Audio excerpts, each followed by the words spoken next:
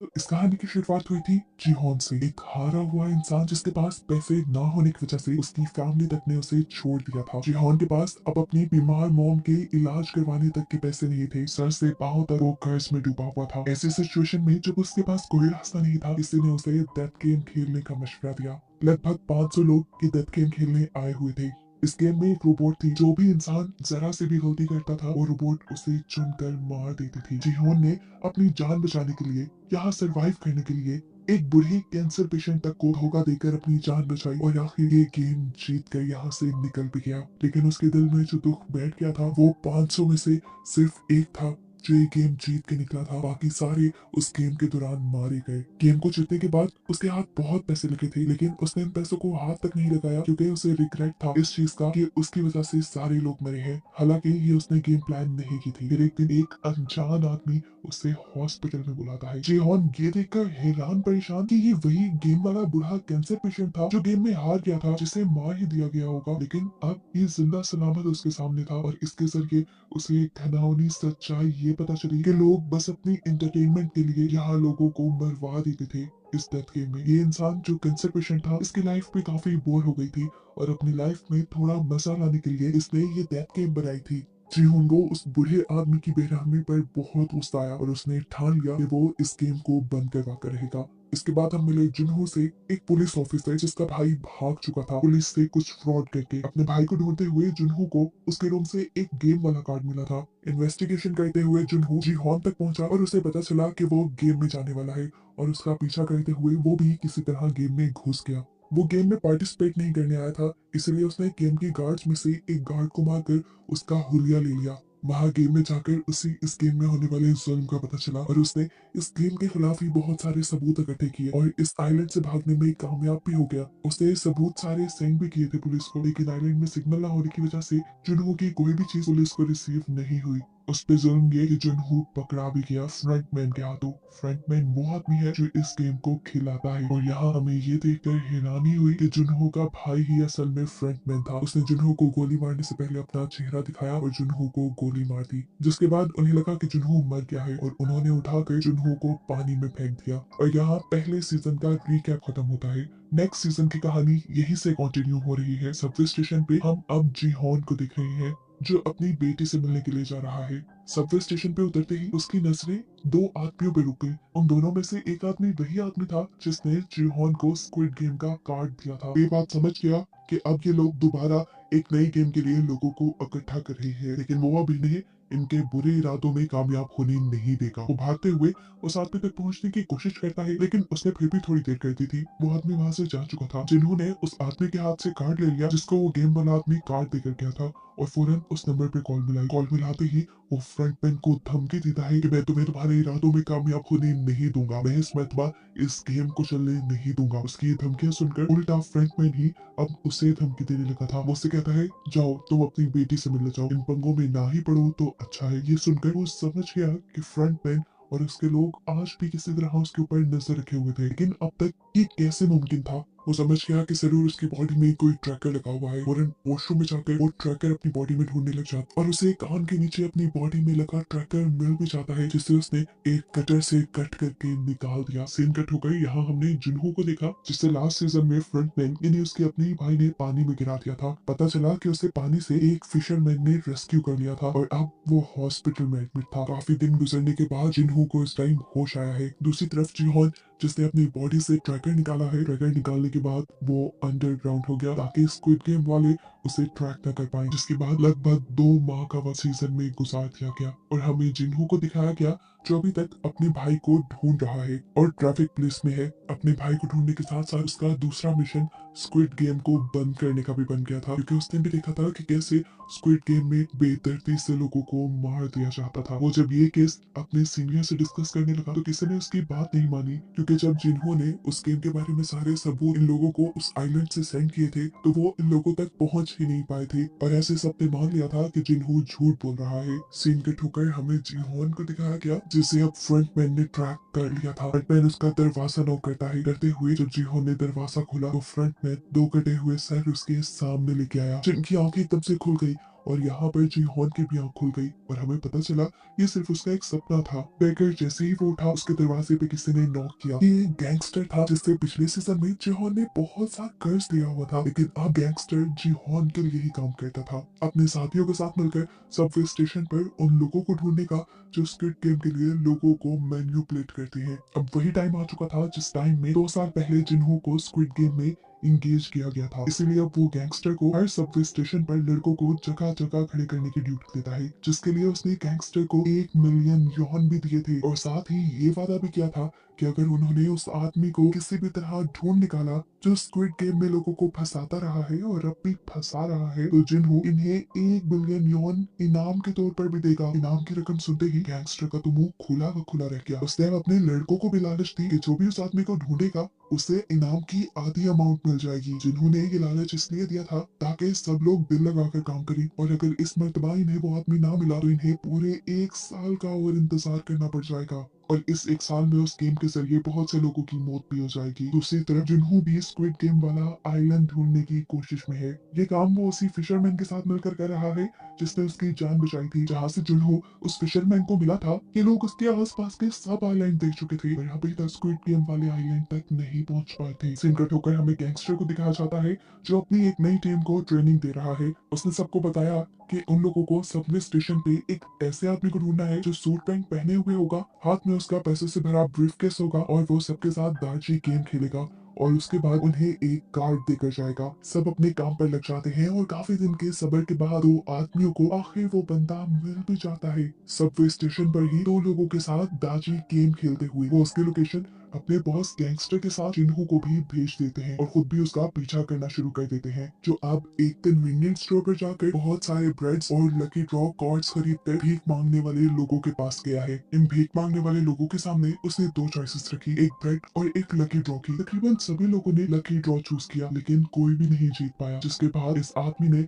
सारे ब्रेड जमीन पर रखकर उसके ऊपर चलने लग गया और लोगों से कहा ये खाना मैंने नहीं बल्कि तुमने वेस्ट किया है, तुम सबको पैसे जीतने की लालच थी। यह आदमी इस तरह सब लोगों का माइंड क्लियर कर रहा था और जज कर रहा था कि कितने लोग लालची हैं ताकि अगली मर्तबा वो इन्हें गेम में फंसा सके। खैर दिखाया जाता है कि जीहॉन के लोग यहाँ पर भी उसके पीछे हैं और वो उसकी ये नई लोकेशन जीहॉन को सेंड कर देते हैं। जीहॉन यहाँ आने के लिए तेजी से गाड़ी चला रहा होता है तो उसे पता नहीं चलता वो एक सिग्नल तोड़ देता है और ऐसे ट्रैफिक पुलिस उसे रोक लेती है। इस टाइम ट्रैफिक पुलिस जिन्हों ही था और उसने नोटिस किया कि जीहॉन का रवैया कुछ अजीब सा है। चालान कटने पे उसने माफी नहीं मांगी, वो चिल्लाया नहीं बल्कि चालान देकर आगे बढ़ने की कोशिश की जैसे वो बहुत ही ज्यादा जल्दी में हो या कोई जुर्म करके भाग रहा हो। इसलिए उसने जीहॉन की गाड़ी के नंबर से उसकी इंफॉर्मेशन निकाली तो उसे जीहॉन का नाम जाना पहचाना लगा और उसे याद आया कि जीहॉन को फॉलो करते हुए ही तो वो पिछली मर्तबा स्क्विड गेम के अंदर पहुंचा था। यहीं से अब जिन्हों ने जीहॉन के घर का एड्रेस भी ले लिया। सिंकट होकर दिखाया गया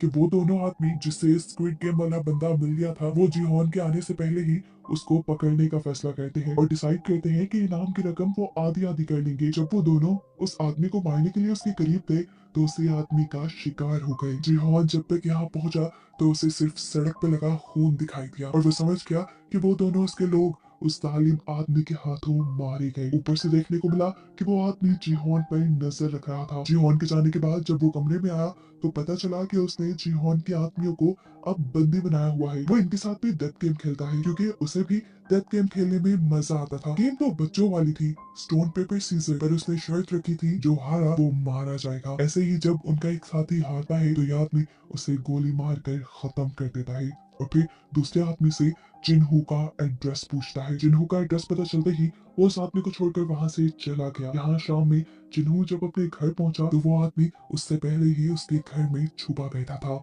वो जिहॉन को यहाँ मार भी सकता था लेकिन जैसा हमने पहले देखा कि उसे डेथ गेम पसंद है, वो अब जिहॉन के साथ डेथ गेम खेलने का फैसला करता है। गेम खेलने से पहले उसने जिहॉन को बताया कि मैं पहले स्क्विड गेम में डेड बॉडीज को उठाने का काम करता था लेकिन वो बहुत बोरिंग था, मुझे लोगों को खुद मारना पसंद था, इसलिए मैंने फ्रंटमैन से अपनी जॉब चेंज करने की रिक्वेस्ट की। इसके बदले फ्रंटमैन ने पता है मुझे क्या टास्क दिया, उसने मुझे मेरे ही डैड को मारने को कहा और मैंने गन उठाकर मार दिया, जिसके बाद फ्रंटमैन ने मुझे ये गन दी और अब मैं किसी को भी मार सकता हूँ। जिहॉन उसकी बातों पे ज्यादा ध्यान दिए बगैर उससे कहता है बस मुझे फ्रंटमैन का एड्रेस दो जिससे वो मिलकर इस गेम को बंद करने का प्लान रखता है। लेकिन ये बात सुनकर वो आदमी हंसने लगा और बोला, ठीक है, एक गेम खेलते हैं। ये तुम्हारे सामने एक गन है और इसमें सिर्फ एक ही बुलेट है, 5 नॉट्स इसके खाली है। बारी बारी एक दूसरे को शूट करते हैं, जो हारा वो मारा जाएगा और अगर मैं हारा तो तुम्हें मेरी पॉकेट से फ्रंटमैन का एड्रेस मिल जाएगा। जिहोन बिना डरे गेम को शुरू करते हुए उस गन को उठा चुका था, क्योंकि मरने का डर तो उसने स्क्विड गेम ने खत्म ही कर दिया था। बारी बारी उन्होंने अपने ऊपर शूट किया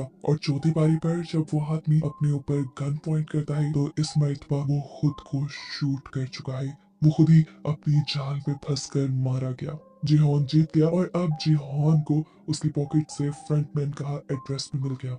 इससे पहले कि अभी वो इस एड्रेस का कुछ कहता, उसकी खराब किस्मत जिन्हू जो कि एक पुलिसमैन है जिसे दोपहर गाड़ी चलाते हुए उसके ऊपर शक हुआ था, वो उसके घर का पता चलाते हुए उसके घर तक पहुंच गया और घर पहुंचते ही उसे गन शूट होने की आवाज सुनाई दी, जिससे उसका शक सच में बदल गया कि जिहोन एक क्रिमिनल है। फौरन वो दरवाजा तोड़कर अंदर आया। जिहोन को एक किलर समझकर वो इसी टाइम उसका इनकाउंटर ही करने वाला था कि ठीक वक्त पर आकर उसे किसी आदमी ने रोक लिया। ये वही लड़का था जिसके साथ गेम खेलने के बाद ये स्क्विड गेम वाला मरा हुआ आदमी उसे अपने अड्डे पर बांध आया था। किस्मत अच्छी थी, वो बच बचाकर वहां से निकल आया जिहोन को सारी सच्चाई बताने के लिए। लेकिन जब तक यहाँ पहुंचा, यहाँ का तो सारा माहौल ही बदल गया था। उसने जिहोन की जान जिन्हू से बचाई और फिर जिन्हू को सारी सच्चाई बताई डेथ गेम वाली, कि कैसे इस मरे हुए आदमी ने उनके साथ भी डेथ गेम खेली और उसके एक साथी को, उसके बॉस को मार दिया। बात को आगे बढ़ाते हुए जिहोन भी अब जिन्हू को स्क्विड गेम की सारी स्टोरी बताता है कि किस तरह इस गेम में सभी लोगों को मार दिया जाता है। उसने जिन्हू से कहा, मैं बुरा नहीं हूँ, मैं बस उस गेम को रोकना चाहता हूँ ताकि और मासूमों की जान बच पाए। स्क्विड गेम के बारे में वो जिन्हू भी जानता था। जिन्हू ने यहाँ जिहोन को बताया, मैं तुम्हारा ही पीछा करते हुए उस गेम तक पहुंचा था। वहां मैंने जाकर गार्ड्स के सूट पहन लिए और तुमसे कई मर्तबा बात करने की भी कोशिश की, लेकिन तुम मेरे से बात नहीं कर पाई। मैं जानता हूँ उस गेम में ये लोग सबको मार देते हैं और मारने के बाद उन डेड बॉडीज के साथ क्या किया जाता है, उनके ऑर्गन्स निकाल कर बेच दिए जाते हैं, ये सब कुछ भी मैं जानता हूँ। इतनी डिटेल्स तो जिहोन को खुद भी नहीं पता थी। जिन्हू के मुंह से ये सब सुनकर उसने भी अब जिन्हू को अपने साथ मिलाने का फैसला किया और जिन्हू को अपना प्लान बताया कि वो स्क्विड गेम के सभी बनाने वालों को चुन चुन कर मार देगा। एक फ्रंटमैन है जिसे आज तक उसने नहीं देखा, वो ब्लैक मास्क पहने आता है। उसने इल नामी एक बूढ़े कैंसर पेशेंट के साथ मिलकर ये गेम बनाई है। वो उन आदमियों को मारकर इस गेम को खत्म करना चाहता है। यहाँ पर गैंगस्टर भी इन दोनों की सारी बातें सुन चुका था। वो इनसे कहता है, मैं भी तुम्हारा साथ देना चाहता हूँ, मैं उनसे बदला लेना चाहता हूँ अपने उस मासूम साथी का जो मेरा राइट हैंड था, और अब मैं पैसों के लिए नहीं बल्कि हक के लिए तुम्हारा साथ दूंगा। ये सुनकर जिहोन को भी अच्छा लगा और वो इन दोनों को अपने एक रूम में ले गया जहाँ बहुत सारे पैसे थे। ये पैसे वो स्क्विड गेम से ही जीत कर आया था और अब इन पैसों को वो स्क्विड गेम को बंद करने के लिए ही इस्तेमाल करेगा। जिहोन इन लोगों को दिखाता है कि उसने ब्लैक मार्केट से बहुत सारी गन्स भी परचेज की हुई थी और एक सीक्रेट जगह भी बनाई हुई थी उसने, जहां वो अपनी ट्रेनिंग करता था। लेकिन इतना सब काफी नहीं था, उसे लड़ाई के लिए काफी सारे और लोगों की भी जरूरत थी। जिहोन अब जिन्हू को अपनी पुलिस वाली जॉब पे छोड़ने को कहता है ताकि ये लोग अपना मिशन अच्छे से कंप्लीट कर पाए। सीन कट होकर अब हमें एक न्यू करेक्टर न्योल को दिखाया जाता है। ये एक गरीब लड़की है और उसकी जॉब है होटल में बनी कॉस्ट्यूम पहनकर बच्चों को खुश करने की। उसके पास रहने को कोई घर भी नहीं, वो इसी होटल की बेसमेंट में रहती है। इसी जॉब में न्योल के साथ एक छोटी बच्ची बहुत ज्यादा अटैच हो गई है जो रोज यहाँ पे विजिट किया करती थी। लेकिन अफसोस की बात है कि उस बच्ची को बोन मैरो कैंसर है और बोन मैरो ट्रांसप्लांट करवाने के लिए उसके डैड के पास ज्यादा पैसे नहीं और अब वो बच्ची मरने वाली है। एक दिन उस बच्ची को इमरजेंसी में हॉस्पिटल एडमिट कराया जाता है, जो सुनकर न्योल भी तड़प कर उसे हॉस्पिटल में देखने के लिए जाती है। इस बच्ची की मदद करना चाहती है लेकिन उसके पास तो खुद तक के लिए पैसे नहीं। इस बच्ची को क्या बचाएगी वो। रात होने पर हम न्योल को दोबारा पार्किंग में देखते हैं जहाँ पर दो लोग आकर उसे स्क्विड गेम का कार्ड दे गए। सीन कट होकर हमें जिन्हू को दिखाया जाता है जो अपनी मॉम के साथ बैठा था और उसकी मॉम बहुत ज्यादा उदास थी क्योंकि वो जिन्हू के भाई के आने का इंतजार कर रही है। जिन्हू जानता है कि वो कभी नहीं आएगा, जिस काम में वो पड़ा हुआ है वो घर नहीं आएगा। लेकिन ये सब सुनने के बाद भी जब उसकी मॉम को तसल्ली नहीं मिलती तो एक और मर्तबा वो अपने भाई को ढूंढने का फैसला करता है। सीन कट होकर अब फाइनली दोबारा से हम जिहोन को देखते हैं जो इस टाइम अपनी दांतों का ऑपरेशन करवा रहा है। अपना एक दांत निकलवाने के बाद उसने अपने मुंह में एक नकली दांत फिक्स करवाया है जिसके अंदर ट्रैकर लगा हुआ है। असल में कल को वो फ्रंटमैन से मिलने वाला है, इसलिए उसे बहुत ही ध्यान से हर काम करना होगा ये लोग फ्रंटमैन को भी पकड़ना चाहते हैं और फ्रंटमैन के बाद इस घिनौनी गेम के सारे हिस्सेदारों को भी पकड़ना चाहते हैं। पता चला है कि वो गैंगस्टर जो इनके ग्रुप में है वो अपने लिंक से बड़े बड़े कमांडोज को इनके ग्रुप में शामिल कर चुका है। इन कमांडोज के लिए कुछ भी सही गलत नहीं, ये लोग पैसे के लिए सब काम करते हैं। यहाँ हमें पता चला कि न्योल को भी वो स्क्विड गेम वाले लेके जा रहे थे। न्योल उनके साथ चली जाती है, लेकिन देखने को मिला कि उसे एक गेमर के तौर पे नहीं बल्कि सिक्योरिटी गार्ड के तौर पे हायर किया गया था। अब जिन्हों फाइनली जिहोन को लेकर उस एड्रेस पे आ गया है जो उस आदमी की जेब से इन्हें फ्रंटमैन का मिला था। ये एक क्लब का एड्रेस था। जिन्हों अंदर जाने से मना कर देता है क्योंकि उस आइलैंड पर फ्रंटमैन ने जिन्हों को देख लिया था और अंदर जाने पे वो पहचाना भी जा सकता है और इनका मिशन फेल भी हो सकता है। इन दोनों ने अब जिन्हों को छोड़कर अंदर जाने का फैसला किया कि लोग जैसे ही अंदर गए तो बाहर जिन्हों ने नोटिस किया कि दो गार्ड्स जो कि स्क्विड गेम वाले यूनिफॉर्म पहने हुए हैं वो इस पार्टी के अंदर गए हैं और इससे वो समझ गया कि अभी तक फ्रंटमैन अंदर नहीं आया। शायद ये दोनों अंदर की सिक्योरिटी चेक करने के लिए आए हैं। अब यही बात कि फ्रंटमैन अंदर नहीं है जिन्हों अपने साथियों को बताना चाहता था, लेकिन अंदर जाने पर उसने देखा कि जिहोन को फ्रंटमैन के लोग दूसरे दरवाजे से कहीं ले जा चुके हैं। जिहोन के मुंह में लगे ट्रैकर की मदद से इन लोगों ने उस गाड़ी को ट्रैक कर लिया जिसके अंदर वो लोग जिहोन को ले गए थे। जिन्हों और उसके बाकी साथी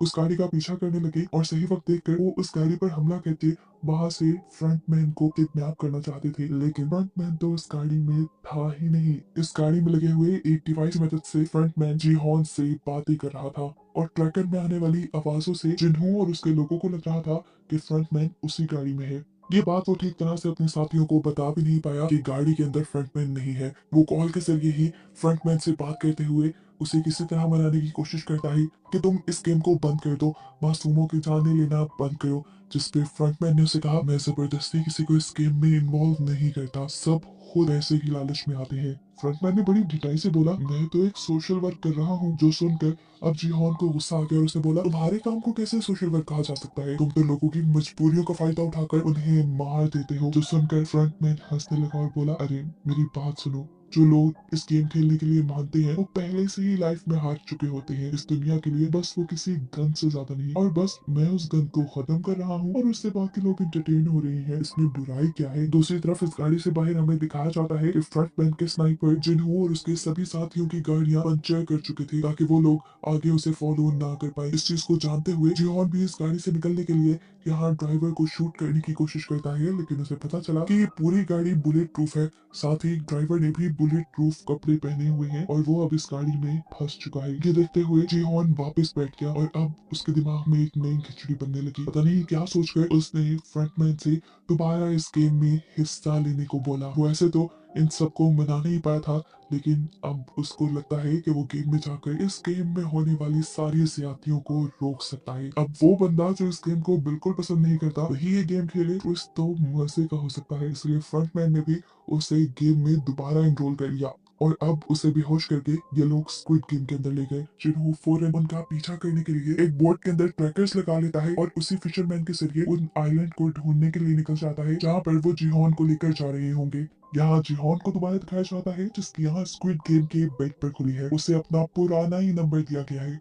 यहाँ पर पहले की तरह बहुत सारे और लोग भी हैं जो एक दूसरे को देखकर कंफ्यूज है, साथ ही गेम्स के लिए भी कंफ्यूज है। अब गार्ड्स यहाँ आकर इन्हें गेम्स के रूल बताने शुरू करते हैं। रूल्स बताने के बाद गार्ड्स ने इन सब की हिस्ट्री इन सबको दिखाई कि यहाँ पर सिर्फ वही लोग आए हुए हैं जिन पर मिलियंस का कर्ज है।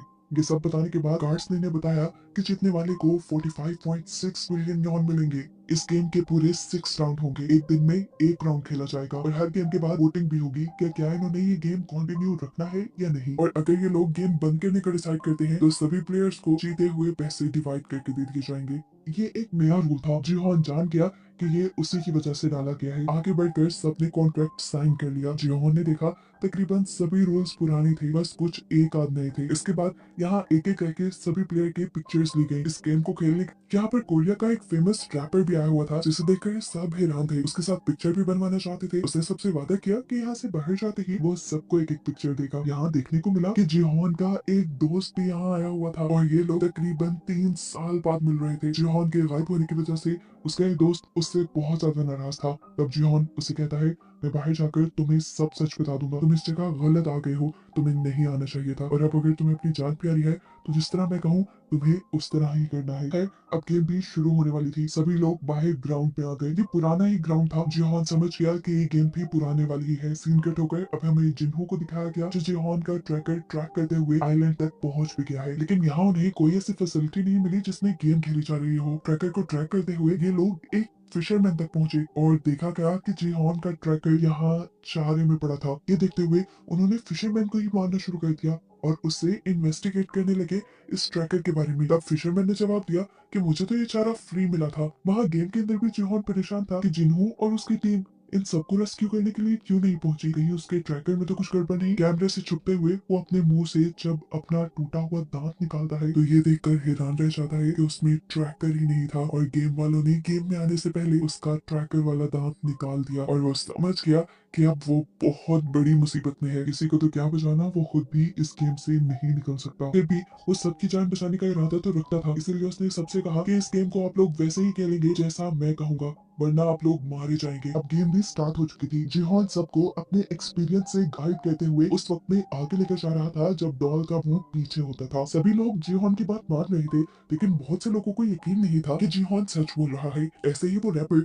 अपने सामने वाली लड़की के कान के नीचे मक्खी देखकर उसे उड़ाने को कहता है। वो लड़की पीछे मुड़कर उसे देख के हंसने लग जाती है। उसके मुंडे की मूवमेंट डॉल ने डिटेक्ट कर ली थी और स्नाइपर से उसके सर पे शूट करके उसे मरवा दिया। इससे सब लोग एकदम से बुखलाकर भागने लगे। हालांकि जिहोन उन्हें मना भी कर रहा था। फिर जो हिला वो मारा गया। अब सबको यकीन आ जाता है कि जिहोन की बात मानना ठीक है। जिहोन अब सबको लाइन में आगे बढ़ने को कहता है, जिससे डॉल बहुत कम इनकी मूवमेंट को डिटेक्ट कर पा रही थी। सब पैनिक भी थे। इसी पैनिक कंडीशन को कंट्रोल करने के लिए रैपर अपनी ड्रग ले लेता है और मदहोश होकर बहुत सारे अपने सामने वाले लोगों को धक्का दे देता है। इसी वजह से इन लोगों को स्नाइपर गोलियां मार देते हैं और ये सभी मारे जाते हैं। जिसके बाद डॉल के पीछे मुंह करते ही ये सब रेसिंग लाइन की तरफ भागते हैं। बहुत सारे लोगों ने तो लाइन क्रॉस कर ली, लेकिन यहाँ एक आदमी ने जिहोन से मदद मांगी, जिसे यहाँ के लोगों ने मारने के लिए उसके पाँव पे गोली मारी थी, मगर वो बच गया था। कैट नामी एक प्लेयर और जिहोन उसे सहारा देकर उसे बचाकर लाइन के दूसरी पार तो ले आते हैं, लेकिन उसकी बुरी किस्मत के एक स्नाइपर ने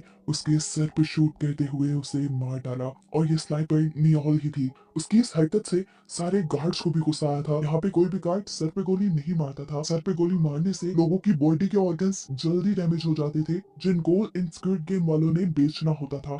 नेक्स्ट सीन में जिन्हो को दिखाया जाता है जो अब परेशान है कि वो जिहोन को कहाँ ढूंढे। ये बात वो समझ गया था कि यहाँ करीबी किसी भी आइलैंड पे स्क्विड गेम वाली फैसिलिटी नहीं होगी, क्योंकि यहाँ गेम वालों ने उसे खुद भेजा था। फिलहाल ये लोग यहाँ से वापस आने का प्लान करते हैं, क्योंकि समुद्र में तूफान भी आने वाला है। फिर सीन कट होकर हमें दोबारा सारे प्लेयर्स को दिखाया जाता है। सारे प्लेयर्स बहुत ज्यादा घबराए हुए थे गेम में होने वाली मौत से। अब जैसे ही गार्ड्स इनके रूम में आते हैं, सब और भी ज्यादा डर जाते हैं और इनसे माफी मांगते हैं और कहते हैं प्लीज हमारी जान बख्श दो। लेकिन गार्ड्स उन्हें गेम के नए रूल बताने आए थे। गार्ड्स ने बताया कि 500 में से इस गेम के बाद सिर्फ 365 लोग बचे हैं। वो सबको ऊपर मनी बॉक्स में देखने को कहता है, जहाँ पे बहुत सारे पैसे गिरे थे। गार्ड बताते हैं कि अभी वोटिंग होगी और अगर सब लोग यहाँ से जाने का फैसला करेंगे तो ये पैसे सभी लोगों में डिवाइड हो जाएंगे। अब गार्ड्स ने इनकी जीती हुई अमाउंट उन्हें बताई। अगर वो अमाउंट सब में डिवाइड होती तो ये पैसे एक एक इंसान को बहुत कम मिलते और सभी लोगों का कर्जा उससे ज्यादा था। इसीलिए बहुत से लोगों ने गेम कंटिन्यू करने का डिसाइड किया। सबका फैसला बदलते देखकर जिहोन सबको समझाता है, अगर यहाँ रहे तो वैसे भी मारे जाएंगे, लालच नहीं करो, यहाँ से जाने के लिए वोट दो। जिहोन की ये बात सुनते हुए इन सब के पीछे बैठी हुई एक तांत्रिक जो कि एक प्लेयर भी थी, वो बोलती है कि हमारी मौत जहाँ लिखी होगी वहीं पर आएगी, मौत से ना डरो। ये बात सुनने के बाद सभी लोगों ने वोटिंग स्टार्ट कर दी। जिहोन सबसे पहले आगे बढ़ा और उसने गेम रोकने के लिए वोट किया। एक एक करके लोग आगे बढ़े और बहुत से लोग गेम को ना रोकने के लिए भी वोट कर रहे थे और ये देखकर जिहोन की जान निकल रही थी। आखिर ये वोटिंग टाई हो गई। आधे लोगों ने यहाँ से निकलने का और आधे लोगों ने यहाँ रुकने का फैसला किया। अब बस एक इंसान ऐसा था जिसके वोट पे ये सारा रिजल्ट था और वो था नंबर 1। अब नंबर 1 प्लेयर आगे आया और उसने यहाँ गेम में रुकने का फैसला किया और सिर्फ एक बंदे की वजह से ये गेम कंटिन्यू हो गई। हमें देखने को मिला ये बंदा कोई और नहीं बल्कि इन्हू है, फ्रंटमैन, जो कि खुद यहाँ पर प्लेयर बन के अब आ चुका है। अब इसके बाद हमें मरे हुए लोगों के कॉफिन दिखाए जाते हैं, जिनमें से कुछ पर क्रॉस के निशान बने थे, जिसका मतलब था कि उन लोगों के इन्हें ऑर्गन्स निकालने हैं। और दो आदमी जब ये काम कर रहे थे तब उनको सिर्फ एक ही डेड बॉडी के ऑर्गन्स ठीक मिले और उन्होंने अंदाजा लगाया कि एक सिक्योरिटी गार्ड जानबूझकर सर पे गोली मार रहा है, जिससे ऑर्गन जल्दी फेल हो जाते हैं। ऐसे उनका ये कारोबार तो बंद हो जाता, इसीलिए वो फौरन इस चीज की खबर फ्रंटमैन को देते हैं। अब सीन कट होकर हमें सभी प्लेयर्स को दिखाया जाता है, जिनमें जीहान तो बहुत ज्यादा परेशान है क्योंकि वो जानता है इस गेम में जो भी पार्ट लेता है वो मर जाता है। इसी सब के दौरान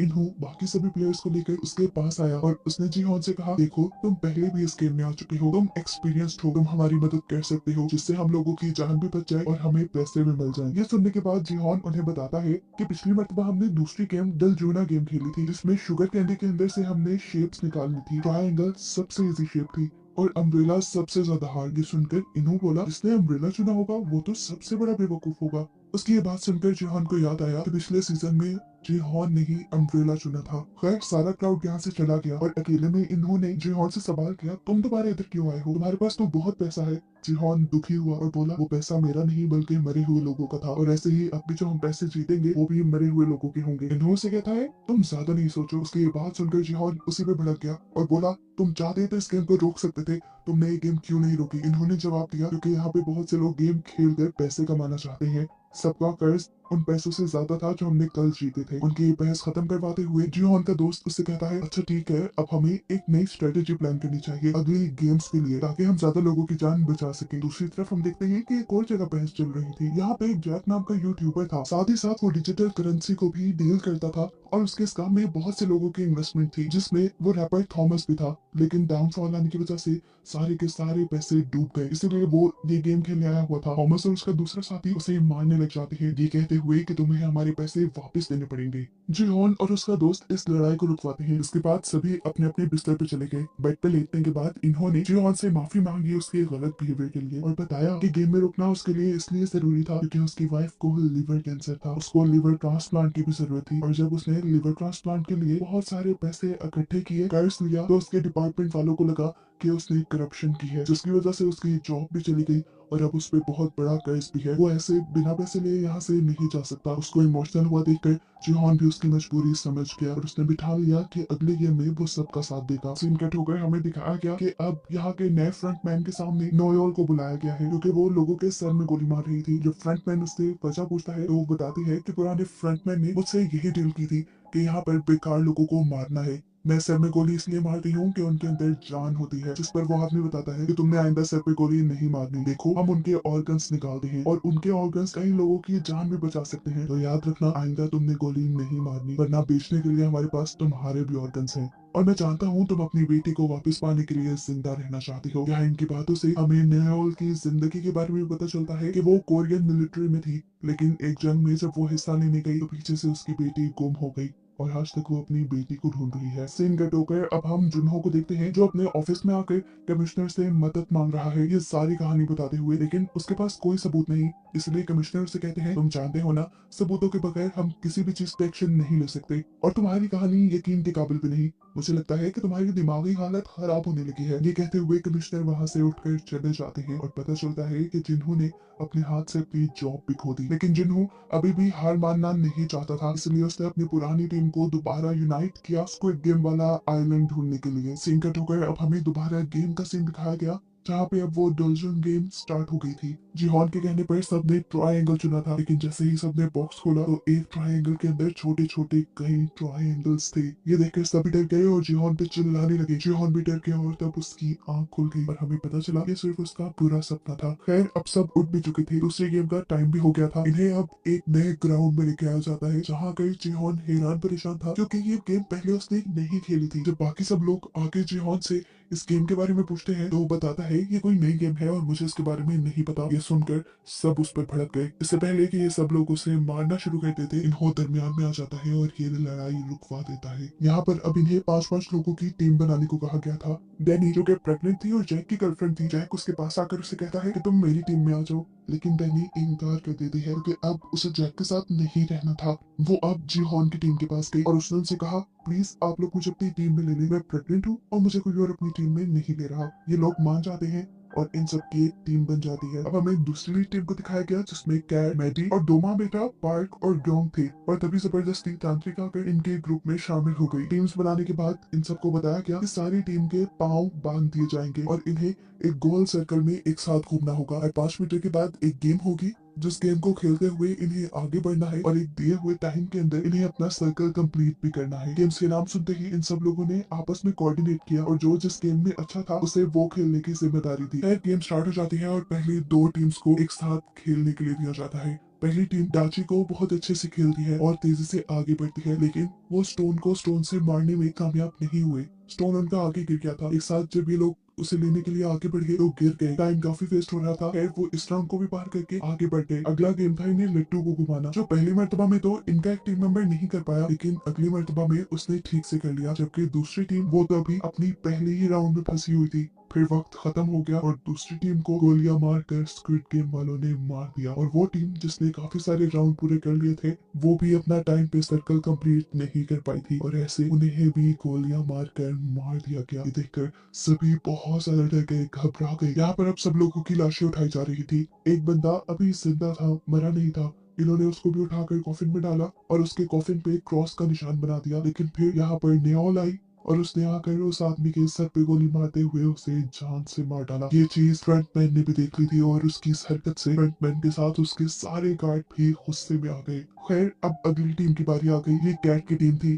कैट ने यहाँ सबको संभाला और आगे लेकर बढ़ी। पहले ने डाची गेम खेला था जिसमें वो लड़की पहली बारी में अपने कार्ड को घुमा नहीं पाई। तब कैट ने उसे कार्ड उल्टा पकड़ने को कहा और इस तरह पहली ही बारी में उसने अपने कार्ड को सीधा घुमा दिया था। फाइनली ये लोग आगे बढ़े। आगे इन्हें स्टोन से स्टोन को मारना था। वो लड़का भी पहली मर्तबा में स्टोन को स्टोन से हिट नहीं कर पाता। कैट यहाँ पे सबको एक साथ आगे कदम बढ़ाने को कहती है और ये लोग दोबारा उस स्टोन को लेकर पीछे आते हैं। उस लड़के की मोम उसे कहती है, बेटा उस आदमी को याद करो जिसने तुम्हारे सारे पैसे लूटे हैं। याद आते ही उस लड़के को इतना गुस्सा आया कि उसने पत्थर पर ठीक निशाना लगाकर ये राउंड भी जीत लिया। ये लोग दोबारा से आगे बढ़े। इस मर्तबा इन्हें 5 बॉयज को इकट्ठे उठाकर इकट्ठे कैच करना था। कौन ये काम पहली मर्तबा में नहीं कर पाई और इस वक्त उसके बेटे ने उसे हौसला दिया और उसे कहा, तुम उस लड़की को याद करो जिसकी वजह से डैड तुम्हें छोड़ गए थे। ये सोचते ही उसने भी गुस्से में 5 डाइस को उछाल कर कैच कर लिया और जल्द ही ये लोग ये राउंड भी कंप्लीट करके आगे बढ़ गए। अगली बारी तांत्रिक की थी। उसे लट्टू को मारा था लेकिन वो ये काम नहीं कर पा रही थी।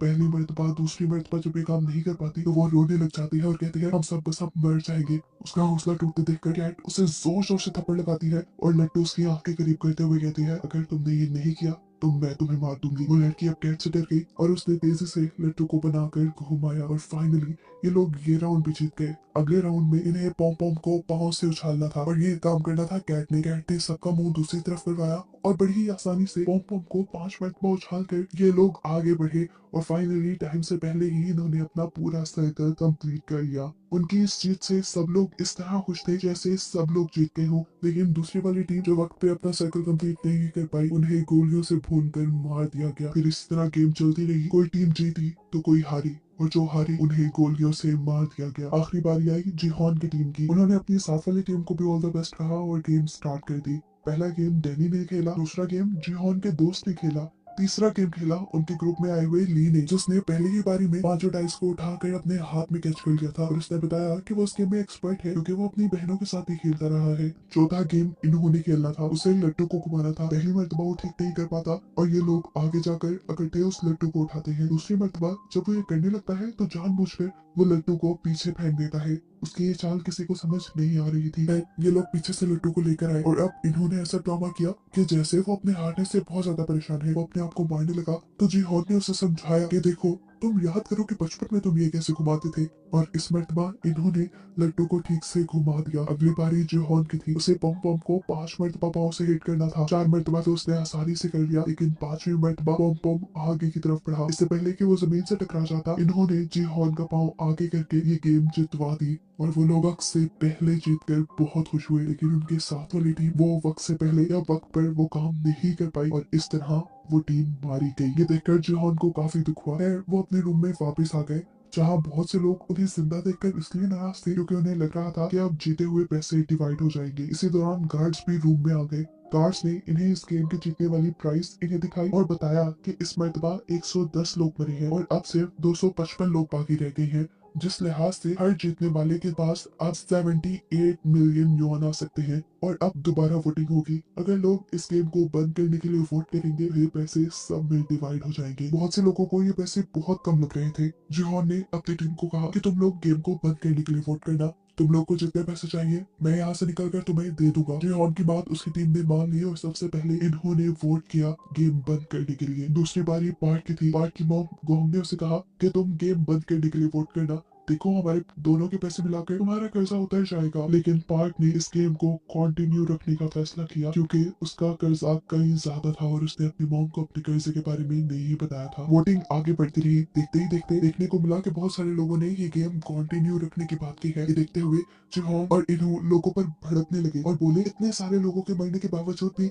आप लोगों को ये गेम कंटिन्यू रखनी है। तब एक अंकल बोले तुम क्या जानो, हमारे ऊपर बहुत सारा कर्जा है, हमें पैसे लेकर ही यहाँ से निकलना है। ऐसे ही एक दूसरा लड़का बोला मैं अगर बाहर गया तो वैसे भी मर जाऊंगा, तो बेहतर नहीं है कि यहाँ रहकर पैसे कमा लूं या फिर यहीं पर मर जाऊं। उनकी बातों का जिहोन के पास कोई जवाब नहीं था। वोटिंग खत्म हो गई। आखिरी वोट जिहोन को ही देना था। उसने गेम बंद करने के लिए तो वोट दिया लेकिन उसके वोट का कोई फायदा नहीं था क्योंकि ज्यादा लोग इस गेम को कंटिन्यू रखना चाहते थे। वोटिंग खत्म होने के बाद पार्क ने देखा कि गोंग ने उसकी मॉम से नाराज है। उसने जाके अपनी मॉम को मनाना शुरू किया और बताया मेरे ऊपर बहुत ज्यादा कर्ज है और जिन लोगों से मैंने वो कर्ज लिया है वो इतने खतरनाक है कि अगर मैंने उनके पैसे वापस ना किए तो वो मेरे सारे ऑर्गन्स निकाल कर बेच देंगे। उसकी ये बात सुनकर गोंग ने उसे माफ कर दिया और यहाँ पार्क ने भी उसे प्रॉमिस किया कि अगली मरतबा मैं गेम को बंद करने के लिए ही वोट करूंगा। यहाँ हमने जिहोन के दोस्त जैंग को देखा। उसने भी इस गेम को कंटिन्यू रखने के लिए वोट किया था और उसकी इस हरकत से जिहोन बिल्कुल टूट चुका था। जिहोन ने अपनी टीम को वादा भी किया था कि वो उन्हें सारे पैसे दे देगा। तब जैंग ने उससे माफी मांगी और बोला मैंने एक आदमी के बहुत सारे पैसे लुटाने हैं, मुझे यहाँ से पैसे लेकर ही जाना था, लेकिन मैं वादा करता हूँ कि अगले गेम के बाद मैं भी इस गेम को बंद करने के लिए वोट करूंगा। जिहोन दुखी बैठा था और उसने सबसे कहा कि अगले गेम पे अब एक दूसरे को भी मारना पड़ सकता है। ये बात सुनकर सभी दुखी हो गए। इन लोगों के पास अब खाना कुछ एक्स्ट्रा था जो उन्होंने डैनी को दे दिया क्योंकि डैनी प्रेग्नेंट थी और उसे ज्यादा खाना खाने की जरूरत थी। सीन कट होकर हमें बाथरूम में जैक और थैनोस यानी रैपर को दिखाया गया। वो रैपर अभी भी जैक को घेरे खड़ा था और उसने उसे कहा कि तुम मेरे कर्जई हो, इस तरह तुम मेरे गुलाम हुए, तुम यहाँ से मुझे पैसे जीत कर देकर जाओगे। ये सुनकर जैक ने उसे कहा कि तुम्हारे पैसे डूबने में मेरी कोई गलती नहीं, तुमने मेरे कहने पे शेयर जरूर खरीदे थे लेकिन जब मैंने तुम्हें बताया कि अब इन्हें बेचने का टाइम है तो तुमने तब लालच में वो नहीं बेचे और तुमने अब सारे पैसे खुद डुबाए हैं। इसमें मेरा कोई कसूर नहीं। लेकिन वो रैपर उसकी कोई बात मानने को तैयार नहीं था। वो उसे कहता है जो भी है तुम पैसे जीतो और मुझे वापस करो। ये सुनकर जैक हंसने लगा और बोला अगर मैं वो पैसे जीत भी गया तो शायद तुम मर चुके होगे। ये बात सुनकर उस रैपर को इतना ज्यादा गुस्सा आ गया कि वो जैक की गर्दन पकड़कर उसे मारने लगा। पर सही वक्त पर जिहोन की टीम ने आकर इस लड़ाई को रोक दिया। खैर ये लोग वापस रूम में आ गए और यहाँ आकर जिहोन ने सबसे कहा कि हमें बारी बारी उठकर पहरा देना होगा क्योंकि पैसों के लिए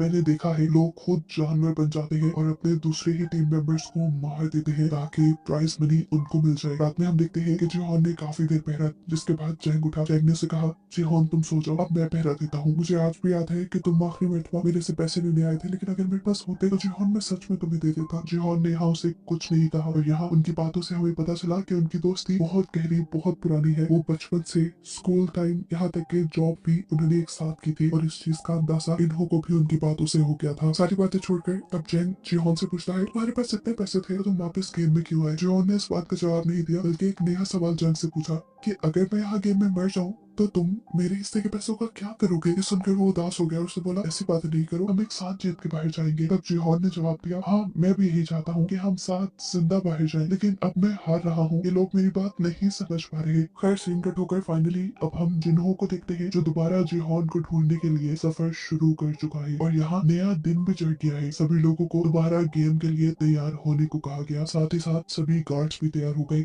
सभी प्लेयर्स को एक बड़े से हॉल में लेकर जाया गया जहाँ पर एक स्टेज घूम रहा था। सभी को उस पर खड़ा होना था। स्टेज के घूमने पर इन्हें एक नंबर दिया जाएगा। उतने नंबर की टीम बनाकर इन्हें यहाँ के किसी भी रूम में जाकर उस रूम को लॉक करना है, जिसके बाद बचे हुए लोगों को मार दिया जाएगा और अगर रूम में दिए गए नंबर से ज्यादा या कम लोग हुए तो उन्हें भी मार दिया जाएगा। ये सुनकर सभी लोग अपनी स्ट्रेटेजी बनाने लगे कि उन्हें ये गेम कैसे खेलनी है। स्टेज पे घूमना शुरू हो गया और इन्हें 10 का नंबर दिया गया। 30 सेकंड में इन्हें 10 लोगों की टीम बनाकर किसी रूम में जाना था। जिहोन की टीम और कैट की टीम जल्दी से एक रूम में चली गई और उन्होंने जाकर वो दरवाजा लॉक कर लिया। जल्दी से 30 सेकंड गुजर गए और जो भी लोग बाहर खड़े हुए थे उन्हें गार्ड्स ने गोलियों से भून दिया और ये देखकर जिहोन बहुत ज्यादा दुखी हुआ। उनके रूम में इस टाइम तांत्रिक बिखरी थी जिसने उन सबको बोला कि तुम सब यही वजह से जिंदा हो। ये कहते ही सबने मुड़कर उसकी तरफ देखा। जिहोन ने भी। जिहोन को देखकर वो बोली तुम अगर अभी तक जिंदा हो समझो यहाँ बहुत बड़ा कुछ होने वाला है। कोई भी उसकी बातों पे ज्यादा ध्यान नहीं दे रहा था। अगले राउंड के लिए ये लोग दोबारा स्टेज पे आ गए। स्टेज घूमा और इन्हें अगला नंबर मिला 4 का। सभी लोगों ने जल्दी जल्दी अपनी टीम तोड़ी और कमरों की तरफ आ गए। कैट की टीम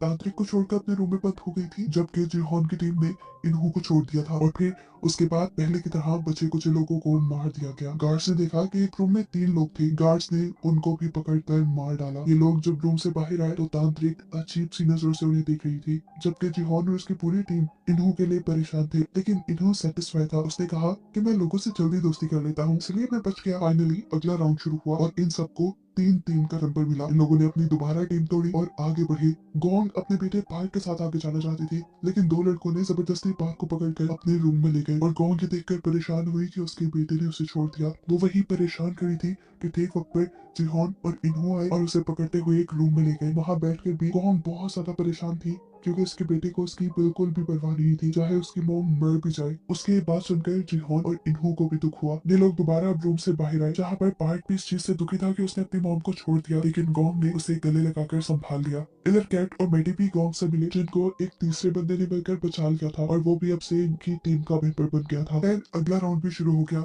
इसमें तुम्हें नंबर मिला 6 का। ये लोग अब दोबारा टीम बनाने लगे। मेडी और कैट की टीम जिहोन की टीम से डैनी को लेकर एक रूम की तरफ बढ़ी, लेकिन गलती से मेडी को धक्का देने पर वो पीछे रह गई। सब लोग परेशान हो गए, लेकिन तभी जल्दी से सामने से जैक आकर इनके रूम में घुसकर इनका रूम लॉक कर लेता है और बाहर मेडी रह जाती है, जिसे गोली लगकर वो इनकी आंखों के सामने मारी गई। कैट उसके मरने से बहुत दुखी थी, क्योंकि गेम में आते ही पहले उसकी दोस्त मेडी बनी थी। वो उसके मरने का गुस्सा जैक के ऊपर निकालने लग जाती है, लेकिन तब जैक उनसे कहता है कि अगर मैं सही वक्त पर आकर तुम्हारा रूम लॉक ना करता तो तुम सब के सब मारे जाते। मेरा एहसान मानो, मैंने तुम्हारी जान बचाई है, क्योंकि मेडी सही वक्त पर अंदर नहीं आ सकती थी। उसकी बात गलत भी नहीं थी, इसलिए सबका गुस्सा ठंडा हो गया। खैर अब अगला राउंड स्टार्ट हो जाता है। इन्हों का ख्याल था कि अब गेम वाले 2-2 का नंबर चुनेंगे, क्योंकि यहाँ पर 50 कमरे हैं और ये लोग 126 लोग रह गए हैं। इन्हों के कहने के मुताबिक बाकी 2 का नंबर मिला। सब 2-2 की टीम बनाकर कमरों की तरफ भागने लगे। इन्हों और जैन जिस कमरे में गए वहाँ पर एक और बंदा आ गया। ये लोग 3 हो गए थे।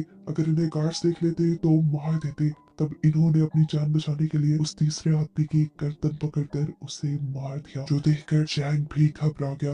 वो जान गया था कि इन्हू बहुत ज्यादा खतरनाक है। गेम अब खत्म हो चुकी थी। ये लोग वापस अपने रूम में आ गए, जबकि दिखाया गया कि मरे हुए लोगों को कॉफिन के अंदर डाला जा रहा था। जो लोग पूरी तरह मर चुके थे, जिनके ऑर्गन नहीं निकाले जा सकते थे, उनको जला दिया गया और बाकी लोगों के ऑर्गन्स निकाले गए। सीन कट हो गए। अब हमें जिन्हों को बोट पे दिखाया गया, जो ड्रोन की मदद से सही आइलैंड को ढूंढने की कोशिश कर रहे हैं। यहाँ पर फिशरमैन से कहता है कि अब हम बस उन आइलैंड्स को ढूंढेंगे जिनको हमने पहले नहीं ढूंढा। उसके बाद जिन्हों मान जाता है और ये लोग ड्रोन के जरिए एक ऐसे आइलैंड को देखते हैं जिसपे एक छोटा सा गेट था। जिन्हों समझ गया कि जरूर इस गेट के नीचे ही वो फैसिलिटी होगी। उसने फौरन अपने आदमियों को वहां भेजा और आदमियों ने जाकर जैसे ही वो कैबिन वहां खोला तो एक बहुत बड़ा ब्लास्ट हुआ, जिसमें उसकी बहुत सारी टीम मारी गई। इस चीज ने उसे बहुत बड़ा धचका दिया था। वो जान गया था कि ये सिस्टम सारा गेम वालों ने ही लगाया होगा, ताकि लोग डिस्ट्रैक्ट होकर मारे जाएं। सिंगल ट्रिपर दोबारा हमें गेम का सीन दिखाया जाता है, जहाँ पर सभी प्लेयर्स अपनी गेम्स के बारे में बात कर रही है। तांत्रिक आकर कैट की टीम से कहती है, तुमने मुझे अपनी टीम से निकाला था ना, देखो अब मैं तुम्हें शराब देती हूँ, तुम सब भी मेडी की तरह मारे जाओगे। जो सुनकर गैंग बोली, तुम्हारी बातों से कुछ नहीं होगा। यहाँ अब जैक भी डैनी के पास आया। वो डैनी के बच्चे को अपनाना चाहता था। उसने डैनी से कहा, देखो डैनी, हम अब गेम को बंद करने के लिए वोट करेंगे और इसके बाद अब यहाँ से निकल जाएंगे। हम दोनों के पैसों को स्टॉक में इन्वेस्ट करके एक अच्छी जिंदगी गुजारेंगे। ये सुनकर डैनी को गुस्सा आ गया और वो बोली, तुम आज भी मेरे लिए मेरे पास नहीं आए, बल्कि मेरे पैसों के लिए आए हो। तुम अपने पैसों का जो कुछ मर्जी करो, मैं अपने पैसे से अपने बच्चे को अकेले पाल सकती हूँ। ये कहकर वो वहाँ से चली गई। जबकि दूसरी तरफ अभी इन्हू और जिहोन को दिखाया गया, जिन्होंने गेम बंद करने वाले लोगों को गिन लिया था। गेम बंद करने वाले लोग अभी भी कम थे और गेम को कंटिन्यू रखने वाले लोग ज्यादा बच गए थे। तब जिहोन सिचुएशन देखते हुए इनसे कहता है कि हमें लोगों से बात करनी चाहिए और इस गेम को बंद करने के लिए कहना चाहिए, जिस पर इन्हों से समझाता है, देखो हम इस तरह नहीं कर सकते। ऐसे में वो लोग जो इस गेम को कंटिन्यू रखना चाहते हैं उल्टा भड़क जाएंगे और गेम से पहले ही यहाँ लड़ाई हो जाएगी, सब एक दूसरे को मारने लग जाएंगे और यही तो वो गेम वाले चाहते हैं। अब वोटिंग का भी टाइम आ गया था। वोटिंग से पहले गार्ड्स ने आकर इन सब लोगों को बताया कि अब बचे हुए लोग सिर्फ 100 रह गए हैं और अगर 100 के 100 लोग यहाँ से निकलने का डिसाइड करते हैं तो हर एक को 365 मिलियन यॉन मिलेंगे, जो सबके लिए तकरीबन काफी थे। वोटिंग स्टार्ट हो गई। इस पर वोटिंग काफी क्रिटिकल थी, क्योंकि जितने लोग यहाँ से निकलने के लिए वोट कर रहे थे उतने ही लालची लोग ये गेम कंटिन्यू रखने के लिए भी वोट कर रहे थे। दिखाया गया कि तांत्रिक के कहने पर एक लड़की ने गेम को कंटिन्यू रखने का वोट दिया है, जिससे गेम को कंटिन्यू रखने वाले लोग ज्यादा हो गए हैं। लेकिन अच्छी बात थी कि अभी इन्हों का वोट बचा हुआ था। सभी उसे देखकर डर गए और सबसे ज्यादा डरा जैंग। जैंग जो उसका कारनामा देख चुका था रूम में एक आदमी को मारने का, वो ये बात जीहॉन को बताने लगा। लेकिन उससे पहले ही इन्होंने उनके हक में वोट देकर उसकी इस बात को काट दिया और सब लोग खुश हो गए। लेकिन अभी तो वोटिंग टाई हो गई थी, इस वोटिंग का कोई रिजल्ट नहीं निकला। तब गार्ड्स ने कहा कि अब वोटिंग सुबह को दोबारा होगी, सुबह तक के लिए कोई फैसला नहीं है। अब सभी लोग जिन्होंने ये गेम को खत्म करने के लिए वोट दिया था वो सभी परेशान बैठे थे कि पता नहीं सुबह क्या होगा। तब एक आदमी मशवरा देता है कि हम उनके किसी एक आदमी को बनाकर अपनी साइड कर लेते हैं। ये सुनते ही पार्क आगे बढ़ा और उसने बोला कि अगर तुम लोग इस गेम को कैंसिल करने को कहते हो तो मैं तुम सबको खाने की पार्टी दूंगा। लेकिन उसके बाद से सामने वाली टीम भड़क गई। सामने वाली टीम के अंकल बोले, अगर तुम सब मर गए देखो हमें तो ज्यादा पैसे मिलेंगे। और यहाँ पे अब लीना नाम का लड़का खड़े होकर कहता है, और अगर गेम बंद ना हुई तो देखना तुम सब लोग मर जाओगे। बहस बढ़ते बढ़ते इनकी लड़ाई तक आ गई। ये सब लोग अपनी लाइन में आ गए। उनकी ये बहस देखते हुए जियोन ने नोटिस किया कि आज इन सबको खाने के साथ फॉग भी दी गई थी कि अगर लड़ाई हो तो इसे हथियारों के तौर पे यूज किया जा सके। सीन कट होकर हमें वॉशरूम में दिखाया गया कि वो रैपर एक आदमी को डरा धमका रहा है क्योंकि उसने गेम बंद करने के लिए वोट किया है, जबकि रैपर ने उसे गेम को कंटिन्यू रखने को वोट देने को कहा था। ये देखकर जैक सामने आया और उसने रैपर से कहा कि तुम किसी को भी धमका नहीं सकते वोटिंग के लिए। इन सबके दरमियान बहस इतनी बढ़ गई ये लड़ाई की तरफ चली गई। जैक इस लड़ाई से बचना चाह रहा था लेकिन रैपर ने उसको ओवर पावर कर दिया और उसका गला दबाकर उसे मारने ही वाला था कि उस वक्त पे जैक को ना चाहते हुए भी रैपर के ऊपर फॉग से हमला करके उसे मारना पड़ा। उसने फॉग रैपर के गले में धसा दिया था जिससे उसकी वहीं पे मौत हो गई। रैपर के मरने के बाद दिखाया गया कि सिर्फ जैक और रैपर के दरमियान में ही नहीं बल्कि यहाँ सभी लोगों के दरमियान में लड़ाई चल रही थी और वॉशरूम के बाहर गार्ड्स पहरा दे रहे थे क्योंकि वो तो खुद चाहते थे कि ये लड़ाई होती रहे। यहाँ अब हॉल में बताया गया कि कैसे बहुत सारे लोग वॉशरूम में लड़ाई करके मारे गए हैं और उनके मरने से इनकी अमाउंट में और ज्यादा पैसा भी डाला गया। ये करने के बाद अब सारे लोग वापस आए और इन्होंने बताया कि कैसे वॉशरूम में वोटिंग को लेकर लड़ाई हो गई थी। सिनकट होकर यहाँ पे हमें जिन्हों की बोर्ड को दिखाया जाता है जिसमें एक आदमी की तबीयत खराब हो रही थी। वो उल्टी करने के लिए जब बाहर आया तो उसने देखा कि फिशरमैन जिसे जिन्हों अपना साथी समझ रहा है वही उसके सिस्टम में गड़बड़ी कर रहा था और यहाँ हमें रिवील हुआ कि असल में वो भी गेम वालों का ही एक मेंबर है। जब फिशरमैन ने देखा कि जिन्हों के एक गार्ड ने उसे देख लिया है तो वो उस गार्ड को ही उठाकर पानी में फेंक देता है। इतनी ही देर में जिन्हों भी शोर सुनकर बाहर आया तो ये फिशरमैन बहाना बनाने लगा, असल में यहाँ की सब चीजें खुली थी, मैं तो उसे देखने के लिए यहाँ आया हूँ। यहाँ एक फ्लैशबैक से हमें ये भी पता चला कि फ्रंटमैन यानी इन्होंने ही इस आदमी को यहाँ भेजा था उसके भाई यानी जिन्हों को उससे दूर रखने के लिए और साथ ही साथ जिन्हों का ख्याल भी रखने के लिए। यहाँ अब गेम में दिखाया जाता है कि ये लोग अपने अपने लोगों को गिन रहे हैं कि नए लोगों के मरने से वोटिंग पर कितना असर पड़ा है। गिनने पे पता चला कि गेम को कंटिन्यू रखने वाले 2 लोग मरे थे जबकि जिहॉन की टीम का एक बंदा मरा था। अगर सुबह वोटिंग होती तो ये लोग जीत जाते, लेकिन जिहॉन जानता था कि वोटिंग अब ऐसे नहीं होगी, रात में ये लोग जरूर किसी ना किसी को मार डालेंगे। सिंकट होकर दूसरी तरफ हमें गार्ड्स को दिखाया गया जो इस टाइम अपने इलीगल बिजनेस में बिजी हैं। वो पानी के रास्ते ऑर्गन्स को यहाँ से लेकर निकल रही है ताकि ऑर्गन्स को अच्छे दामों में बेचा जा सके। यहाँ दिखाया गया कि कुछ गार्ड्स को ब्लैक मास्क ने तैयार करवाया क्योंकि यहाँ पर एक नई गेम चलने वाली है। ये गेम मर्डर की गेम है। इधर यही बात जिहॉन ने भी सभी टीम मेंबर्स को बता दी कि जरूर गार्ड्स क्या ये लोग आज रात को हमें मारने की कोशिश करेंगे, ऐसा पहले भी हो चुका है। ये सुनकर सभी लोग घबरा गए। जिहॉन अब इन सबसे कहता है कि अगर हम लोगों को अपनी जान बचानी है तो हमें गेम वाले मेंबर्स को ही मार देना चाहिए, लेकिन ये इतना आसान नहीं था। तब जिहॉन बोला, अगर हम चाहे तो कर सकते हैं। ऊपर वाले फ्लोर्स में वो अथॉरिटीज रहती हैं, हम गार्ड्स को मारकर उनकी गन्स लेंगे और जाकर अथॉरिटीज को मार देंगे ताकि ये गेम ही बंद हो जाए। इन्हों बोला, ये बहुत खतरनाक रास्ता है, ऐसे में हमारे भी बहुत से लोग मारे जाएंगे। जिस पर जिहॉन बोला, हमारे लोगों के मरने के कम चांसेस हैं क्योंकि गेम वालों को अंदाजा भी नहीं है कि हम उनकी अथॉरिटीज के ऊपर हमला करने वाले हैं। ये सुनकर इन्हों अजीब सी नजरों से उसे देखकर बोला, हाँ सच में उन्हें अंदाजा नहीं है। फिर सीन कट हुआ और हमें आधी रात का सीन दिखाया गया। जिहॉन और उसके बहुत सारे साथी बेड्स के नीचे छुप गए थे क्योंकि वो जानते थे कि अब जो लड़ाई होने वाली है उसमें बहुत से लोग मारे जाएंगे। उनकी टीम के ज्यादा लोग इसलिए छुप गए ताकि वो नजरों में ना आए और उनको कोई मार ना पाए। सुबह वोटिंग होने पर वही लोग, जिहॉन ये भी जानता था कि गार्ड्स ज्यादा लोगों को मारना नहीं चाहते क्योंकि अगर ज्यादा लोग मर गए तो उनकी गेम में मजा ही नहीं रहेगा। इसीलिए जब गेम को कंटिन्यू रखने वाली टीम ने जीहॉन की टीम पर हमला किया और कुछ ही लोगों को मारा तो फौरन ही गार्ड्स भी आ गए इस लड़ाई को रोकने के लिए। गार्ड्स अब यहाँ गिरे हुए लोगों को चेक करने लगे कि क्या वो मर गए हैं। इन्हीं लोगों में जिंदा जीहॉन की टीम भी छुपी हुई थी, जो एकदम से गार्ड्स को पकड़कर उनकी गन्स छीनने में कामयाब हो जाते हैं। असल में ये उनका प्लान था कि लड़ाई होने के बाद वो इस तरह मरने का ड्रामा करेंगे और गार्ड्स जब उनके करीब आएंगे तो वो गन्स छीन लेंगे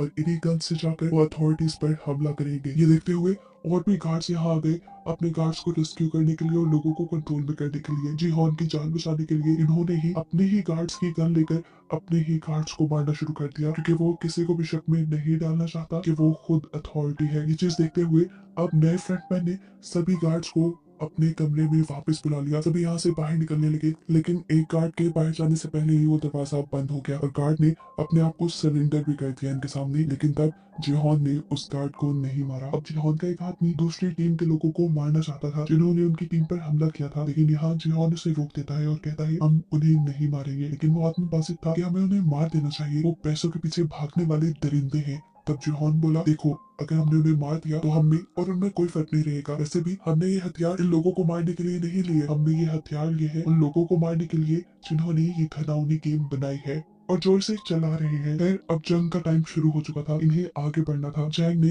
इन सबको समझाया, देखो हमें अभी लड़ना पड़ेगा, क्या पता इसके बाद हमें मौका मिले या ना मिले। बहुत से लोग आगे बढ़े। पार्क भी इस जंग में उनका साथ देना चाहता था, लेकिन गोंग ने उसे रोक लिया। बहुत से लोग अब जंग के लिए आगे बढ़े। इन्होंने गार्ड्स की गन्स ले ली और कैट ने उन सबको गन्स चलाना सिखाई, क्योंकि वो पहले मिलिट्री का मेंबर थी। यहाँ तैयार होने के बाद जीहॉन ने उस गार्ड का मास्क उतारा और देखा कि वो तो एक छोटा सा बच्चा था। ये देखने के बाद अब उसने कहा कि चलो हमें अपने बॉस के पास लेकर चलो। ये गार्ड अब उनको रास्ता बताने लगा। जैसे ही ये लोग बाहर निकले तो बहुत सारे गार्ड्स ने इन्हें देखकर इनके ऊपर हमला शुरू कर दिया और इन्होंने भी जवाब में फायरिंग की और यहाँ पर जंग का एक बहुत ही जबरदस्त माहौल बन गया। बहुत सारे गार्ड्स जैसे इनकी गोलियों से मर रहे थे तो ये भी गार्ड्स की गोलियों से बच रहे थे। यहाँ पर कैट ने एक जबरदस्त काम किया, यहाँ के सारे सीसीटीवी कैमरास को गोलियां मार के तोड़ दिया, जिससे कोई उनके ऊपर नजर न रख पाए। फाइनली अब ये लोग कंट्रोल रूम तक पहुंच गए थे। गार्ड ने जीहॉन को बताया कि इस कंट्रोल रूम को आप मेरे मास्क की मदद से खोल सकते हैं। उसे जैसे ही अपना मास्क जीहॉन को दिया तो पीछे उसे फ्रंट मैन दिख गया और ये देखते ही उसकी जान निकल गई। फ्रंट मैन जो इस टाइम प्लेयर ही बना हुआ था इन्हो। इससे पहले कि ये लोग कंट्रोल रूम तक जाते, ऊपर से गार्ड्स ने दोबारा इनके ऊपर गोलियां बरसाना शुरू कर दी। ये लोग अब जवाब में गोलियां भी नहीं बरसा सकते थे क्योंकि इनकी मैगजीन्स खत्म हो गई थी। यहाँ जीहॉन उस लड़के का मास्क लेकर कंट्रोल रूम को ओपन कर चुका था। जैंग को लेकर वो आगे बढ़ा था और एक एक लम्हे की खबर वो सिक्योरिटी गार्ड्स के ही वॉकी टॉकी से इन्हों को दे रहा था। अंदर जाते ही जीहॉन और जैंग ने वहाँ एक एक करके गार्ड्स को मारना शुरू कर दिया और आगे बढ़ने लगे। यहाँ के सीसीटीवी कैमरा से ब्लैक मास्क ने उन दोनों को अंदर आता देख लिया और उनको रोकने के लिए अपनी गार्ड्स की पूरी एक टीम भेजी। यहाँ दूसरी तरफ देखने को मिला कि अभी तक गार्ड्स उनके ऊपर गोलियां बरसा रहे हैं और इनकी एक एक गोली खत्म हो चुकी है। यहाँ पर जीहॉन और जैंग के पास भी बहुत सारे लोग आ चुके थे, वो इन्हें ओवरपावर कर सकते थे, इसीलिए उसने फौरन इन्हों को अंदर आने को कहा। लेकिन इन्होंने बताया कि मेरे पास गोलियां नहीं है। उसने उससे कहा जाओ पहले कमरे से मैगजीन्स लेकर आओ गार्ड्स के पास जो एक्स्ट्रा होती है। जीहॉन के कहने पर अब उसे ये काम करना पड़ा। अब इन्हों के आने में तो देर थी, जीहॉन को बचाव के लिए दोबारा गोलियों की जरूरत थी। तब जैंग ने उसे कवर दिया, वो ऊपर से गार्ड्स को मारता रहा और जितने गार्ड्स को इन लोगों ने यहाँ मारा था जीहॉन उनके पास जाकर उनके मैगजीन ले आया। यहाँ देखने को मिला कि ली वापस हॉल में आ चुका था। उसने यहाँ पर मौजूद गार्ड्स की मैगजीन इकट्ठी करना शुरू कर दी और पार्क ने भी इस काम में उसकी मदद की। दूसरी तरफ हमें दिखाया गया जब इन्हों को ये फील हुआ कि जीहॉन दोबारा कहीं से मैगजीन लेकर उनके गार्ड्स को मारता जा रहा है तो सिचुएशन खराब देखकर वो जीहॉन के पास आया और जीहॉन को डिस्ट्रैक्ट करने के लिए वो बोला, मैंने बाहर एक नक्शा देखा था, मुझे लगता है कि कंट्रोल रूम तक जाने का पीछे से भी एक रास्ता है, मैं वहां जाकर तुम्हें कवर देता हूँ, तुम वहां से कंट्रोल रूम तक जाओ। जीहॉन उसकी बात मान गया और उसके बहकावे में आते हुए उसे अपनी आखिरी मैगजीन भी जीहॉन ने दे दी। यहाँ दिखाया गया कि नहीं जैसे ही वहां से बाहर निकला मैगजीन को ऊपर ले जाने के लिए तो गोलियों की आवाज ने उसे बुरी तरह डरा दिया। वॉकी टॉकी से कैट उसे ऊपर की तरफ बुला रही थी, लेकिन वो वॉकी टॉकी को अब नीचे फेंक देता है क्योंकि ऊपर जाने का उसके अंदर हौसला नहीं। ये सुनकर कैट उसे गालियां देती है और खुद मैगजीन्स लेने के लिए नीचे आने का फैसला करती है। अब दोबारा हमें इन्हों को दिखाया गया जो पीछे रास्ते में तो चला गया था, लेकिन अब उसे एक नया कवर लेना था। उसने वॉकी टॉकी से ऐसे एक्टिंग करके जीहॉन को मैसेज दिया कि जैसे वो गार्ड के हमले में घायल हो गया हो। उसने यहाँ पर एक जख्मी आदमी की आवाज भी जीहॉन को सुनाई, जिससे जीहॉन को सच में लगा कि वो बहुत ज्यादा जख्मी है। और फिर इन्होंने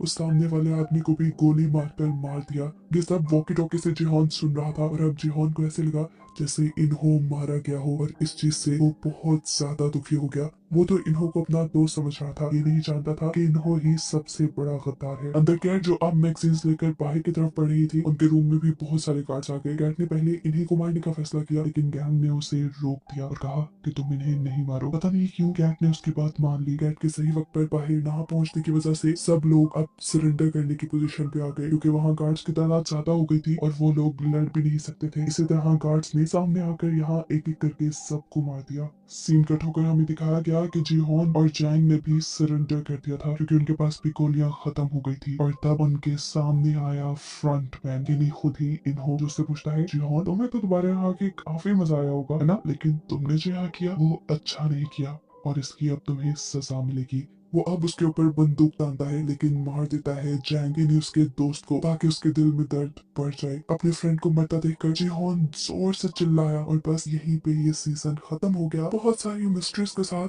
कि आखिर यहाँ जीता कौन, यहाँ के पैसे किसको मिलेंगे और जिन्हों इन लोगों को ढूंढ भी पाएगा या नहीं, ये सब देखने को मिलेगा हमें नेक्स्ट सीजन में।